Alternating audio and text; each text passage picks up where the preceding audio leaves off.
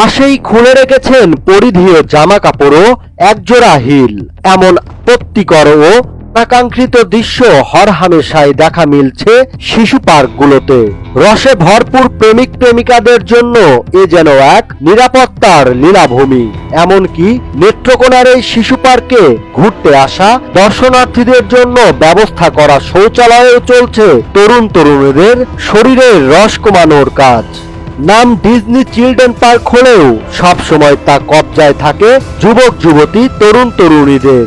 এসব নিয়ে একাধিকবার গণমাধ্যমে খবর প্রকাশিত হলেও কয়েকদিন থেমে থাকার পর আবারও দিব্যি চলে এমন এমন কার্যকলাপের ফলে সন্তান নিয়ে ঘুরতে আসা অস্বস্তিকর হয়ে উঠেছে এই শিশু পার্ক। বিভিন্ন দামের টিকিট কেটে এই পার্কে প্রবেশের পর সকাল থেকে সন্ধ্যা পর্যন্ত বিরতিহীন চলে মনের খায়েশ মেটানোর কার্যক্রম। বাড়ি থেকে স্কুল কলেজে যাওয়ার নাম করে বই খাতা নিয়ে বের হলেও সেখানে না গিয়ে পার্কে আসেন শিক্ষার্থীরা।